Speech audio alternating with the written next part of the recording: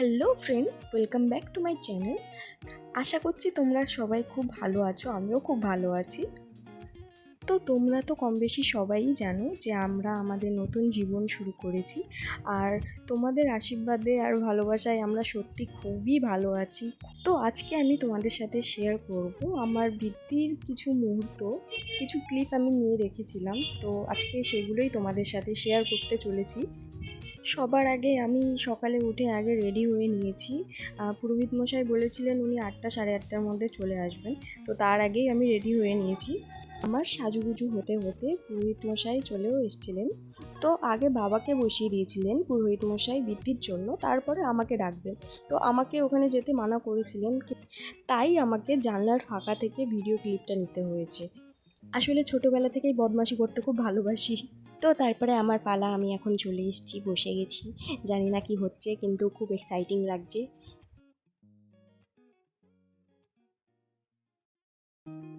তারপরে পুরোহিত মশাই আমাকে কি ঘাস পাতা বেঁধে দিলেন হাতে। এটা পরের দিন সকালবেলা ঘুম থেকে উঠে আর খুঁজে পাওয়া যায়নি। তো তারপরে আমাকে পুরোহিত মশাই একটু আশীর্বাদ করে দিলেন।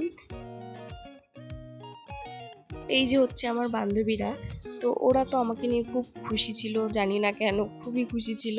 ওদের মুখ দেখেই তোমরা সবাই বুঝতে পারবে।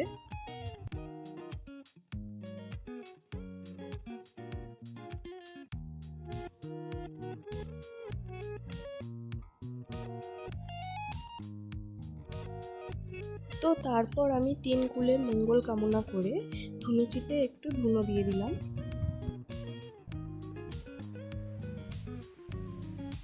তো এবার আমার গাছ কৌটার পালা। পুরোহিত মশাই এটাতে একটু মন্ত্র ফুঁকে দিলেন।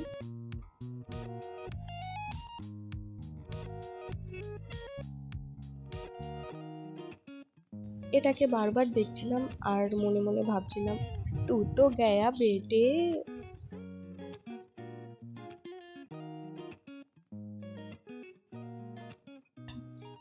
কিন্তু তাও ভালোই লাগছে, নট ব্যাড। এটাকে হাতে পাওয়ার পরে আমার কেমন যেন বলির পাঁঠার মতো ফিল আসছিল।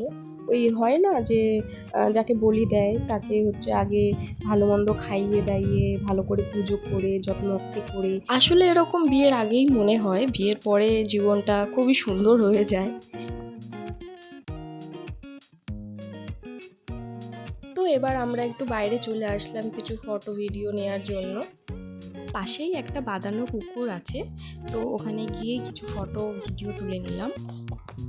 আকাশটা মেঘলা ছিল, কিন্তু তাও খুব গরম ছিল। ঘুরতে ঘুরতে আমার খুবই গরম লেগে গেছিলো, তো আমি নিয়ে নিয়েছিলাম একটা কুলপি। আজকের ভিডিওটা এই অবধি। তোমরা সবাই আমাকে জানিও কেমন হয়েছে। Tata, bye bye, take care.